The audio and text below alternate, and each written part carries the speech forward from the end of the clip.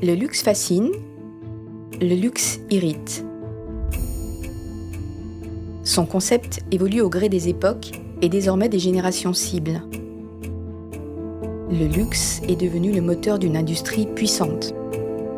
Ses méthodes, ses tendances, je les vis de l'intérieur, parce que c'est mon métier. Bienvenue sur le podcast L'Horloge à l'heure du luxe.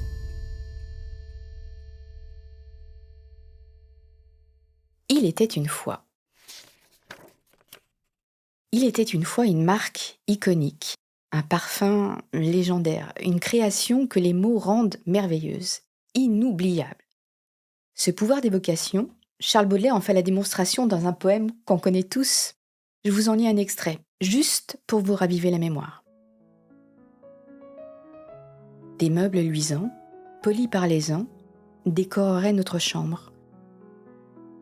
Les plus rares fleurs mêlant leurs odeurs aux vagues senteurs de l'ambre, les riches plafonds, les miroirs profonds, la splendeur orientale. Tout y parlerait à l'âme, en secret, sa douce langue natale. Là, tout n'est qu'ordre et beauté, luxe, calme et volupté.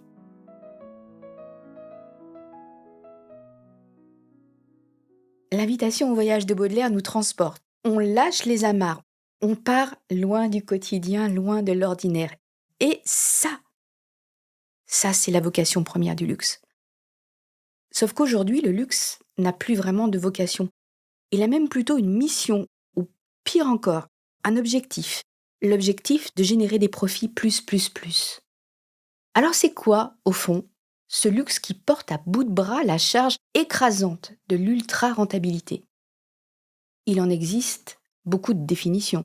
Vous choisissez celle qui vous parle, c'est forcément la bonne.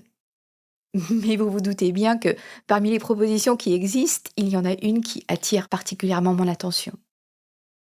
Selon cette définition, le luxe est un mode de vie. On n'y évoque ni l'industrie, ni la créativité, ni les savoir-faire. Ok, c'est un peu réducteur, un peu brutal, je l'admets. On est vraiment focus sur le mode de vie, c'est-à-dire un choix conscient entre différents types de comportements.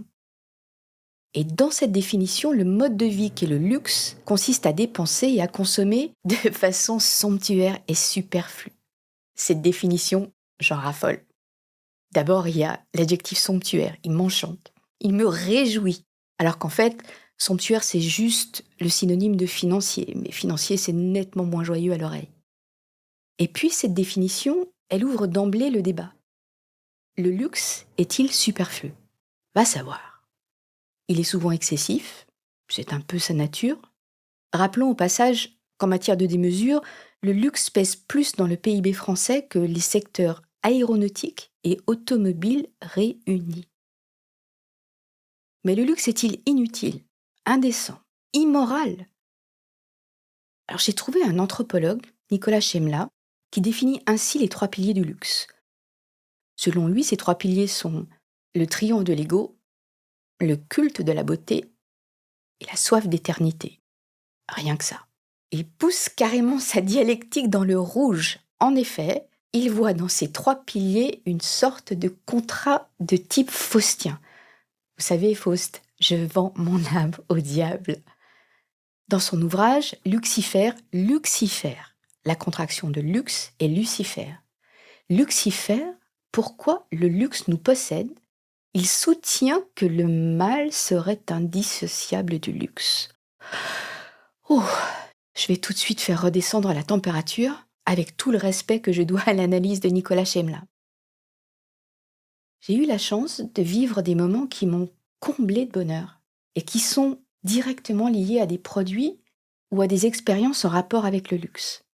Je garde par exemple le souvenir d'un dîner au restaurant La Dame de Pique. Dans son établissement parisien, la chef Anne-Sophie Pic compose des associations de goût exactement comme on construit des parfums. Au menu, il y avait un dessert autour de la violette et c'était une expérience que je pourrais qualifier de holistique, c'est-à-dire qu'elle a agi sur moi d'une façon globale. Les papilles, les sens, mon esprit tout entier, tour à tour, était sollicité, comme dans une sorte d'étourdissante partie de flipper. au point de forger un souvenir mémorable. Mais j'aimerais partager aussi avec vous un autre moment, moins feu d'artifice, plus en intériorité. Ce moment se déroule au cœur de la manufacture horlogère Vacheron-Constantin, près de Genève. On est là dans un bâtiment ultra sécurisé. Et dans ce bâtiment, un espace est dédié aux ateliers. Là, les montres de la marque, une marque de haute horlogerie, ces montres sont conçues, façonnées, décorées et bien sûr contrôlées. Leur particularité, comme toutes les marques de haute horlogerie, est de concentrer un maximum de savoir-faire, aussi bien technique qu'artistique. On est dans un monde d'ultra exclusivité.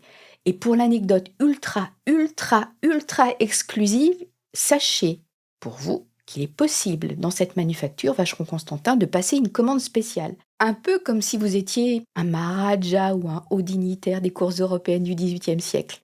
Parce que là, vos idées, vos envies, vos défis les plus fous peuvent être concrétisés par les maîtres artisans de la manufacture. On est vraiment dans le chef-d'œuvre sur mesure. Et c'est là aussi que l'adjectif somptuaire peut être placé dans la conversation. Il prend vraiment tout son sens. Retour à ma visite des ateliers. Guidée, bien sûr. C'est formel, très encadré. D'abord, il y a un rituel. Je dois enfiler une blouse antistatique. Le rendu sur moi est à mi-chemin entre la prof de techno et l'interne en consultation. Puis, j'entre dans la salle blanche. Et là, je ressens une impression étrange. Mes sens sont comme en alerte. D'abord, c'est le silence qui surprend. Un silence de cathédrale, alors que j'observe à travers les baies vitrées des dizaines et des dizaines d'artisans qui sont penchés sur leur établi en bois. Je vous décris. La plupart portent un serre-tête porte-loupe. Imaginez un serre-tête avec une loupe proéminente. Alors ce serre-tête, il est placé soit sur l'œil, comme une espèce de grosse protubérance, ou alors il est négligemment basculé sur le côté du crâne dans un style un peu steampunk, rétro-futuriste. Ambiance. Je sens aussi immédiatement l'air qui m'enveloppe. On est ici dans un environnement à contamination contrôlée qui limite la présence de particules grâce à un immense réseau de filtres. Alors certains fournisseurs de ces manufactures de haute horlogerie proposent pour la finition du montage des montres des équipements dits d'environnement de montagne, comme si on se retrouvait dans une salle mais au sommet du Mont Blanc. Concrètement, dans ces endroits-là, l'air est pur, vraiment pur. Et du coup, ma première inspiration est toujours un peu délicate. Est-ce que c'est de l'appréhension ? En tout cas, ça plante le décor. Je suis accueillie par un maître artisan qui m'invite à le suivre dans l'atelier des grandes complications qu'il dirige. Vous le savez, chaque montre mécanique, c'est un trésor d'ingéniosité. Elle permet de faire plein de choses, des calculs de date, des représentations astronomiques, la mesure des temps courts. Ça, c'est juste quelques infimes exemples. On peut tout leur demander aux montres mécaniques, en plus de donner l'heure avec précision. Et puis, il y a une sorte de domaine réservé, quelque chose un peu à part. C'est ce qu'on nomme les complications sonores. Les complications sonores, elles ont été inventées vers 1710. Souvenez-vous ? Non, on ne peut pas se souvenir, mais imaginez. Les rues, à l'époque, ne connaissaient aucune source de lumière. Lorsque la nuit était noire, elle était noire comme du plomb. Quelqu'un qui se dirigeait dans la rue et qui voulait connaître l'heure pour un rendez-vous ne pouvait pas lire son cadran. Des horlogers ingénieux ont proposé non pas de lire l'heure, mais de l'écouter.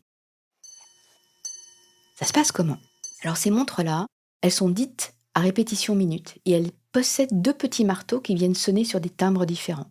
Vous appuyez sur un poussoir qui est placé du côté du boîtier de la montre. À la demande donc, la sonnerie de la montre libère des notes en créant des ensembles de tonalités. Et on écoute cette sorte de partition qu'on pourrait appeler chante-moi l'heure.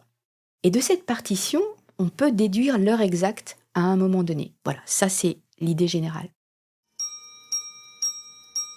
Moi, je suis à la manufacture, dans le département des complications un peu extrêmes, et le maître de ces grandes complications me propose gentiment de me placer devant un microscope à tête binoculaire.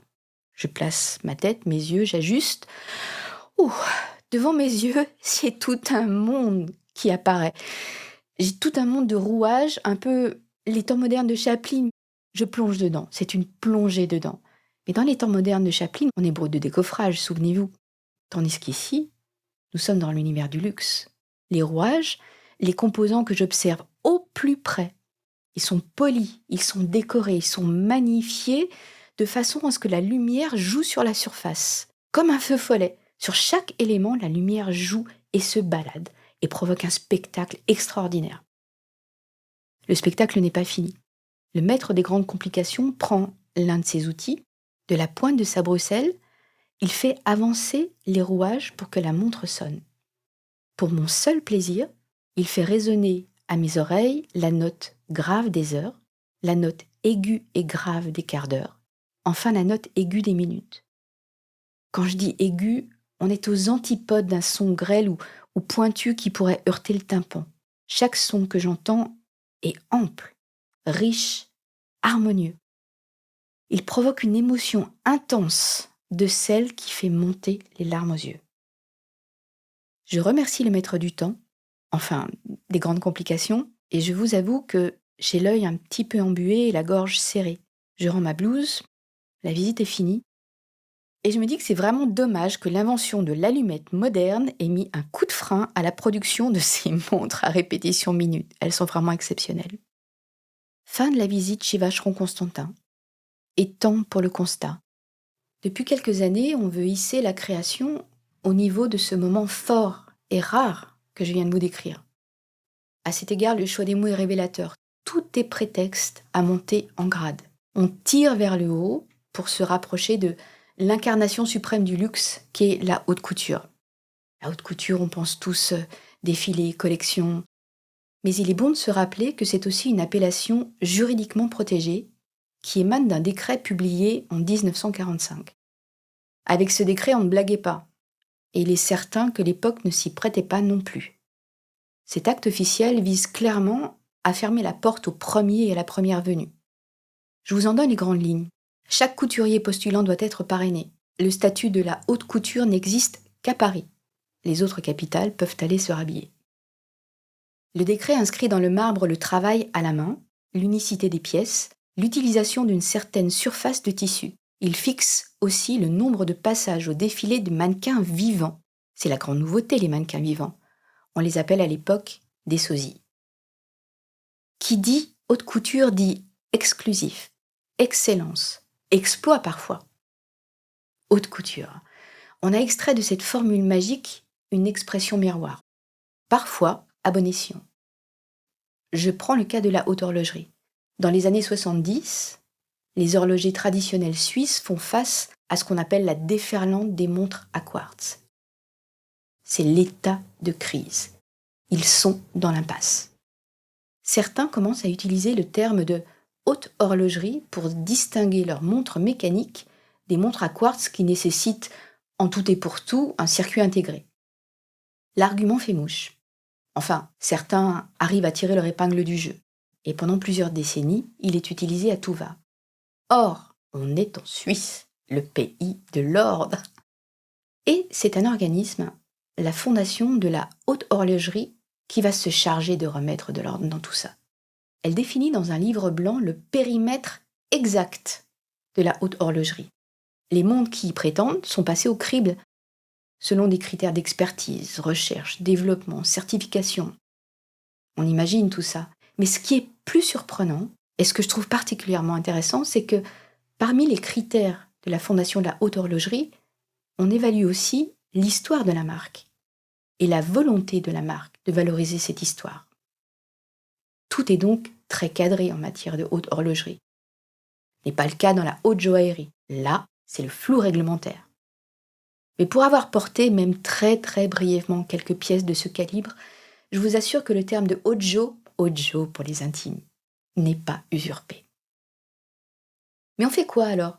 Des extrapolations qu'on nous sert de plus en plus. En veux-tu, en voilà. Je vous ai fait un petit florilège, mais j'attends vos trouvailles. Je suis sûre que de votre côté, vous avez des pépites. Alors j'ai trouvé haute coiffure, haute épicerie, j'ai trouvé haute horticulture. Je ris, mais en fait, je confesse un certain agacement. Je ne suis pas d'un caractère lisse et consensuel, donc je suis un peu contrariée. contrariée jusqu'à très récemment. Je suis en train de scroller sur Instagram quand je suis happée par une story. Dans cette story, je vois un homme en chapeau de feutre, porte une chemise, un foulard noué de façon exquise. Cet homme manie une matière dense et vaporeuse. Je découvre qu'il s'agit de coton et de tampico, une fibre végétale tirée des feuilles d'un agave du Mexique. Sur Instagram, le film se poursuit avec un gros plan sur un entrelacement de ressorts, puis sur des lanières de soutien, cousues à la main.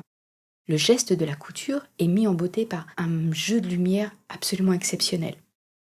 Enfin, plan final sur un matelas, recouvert de son treillis au motif centenaire. Je suis subjuguée. Ce matelas me vend du rêve. Et dans mon cerveau, les mots clignotent. Haute literie, haute literie, haute literie.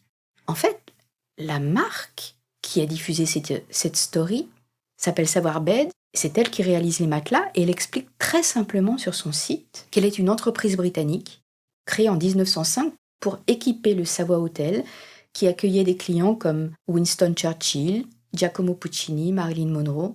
Et Savoir Beds ne fait la mention nulle part de haute literie, de high bedding ou de quelconque équivalent. Ma tête me dit haute literie. Je ne veux pas. J'oppose une résistance, mais mon cerveau n'en démord pas. Pourquoi ? Tout simplement parce que nous sommes éduqués, nous sommes travaillés au corps et à l'esprit pour que des images ou des mots créent des associations qui déclenchent la désirabilité. Ce dispositif, c'est celui du storytelling. Aujourd'hui, on parle plus de narratif. Storytelling, narratif, même combat. Son efficacité est toujours aussi redoutable. Nous le découvrirons bientôt ensemble.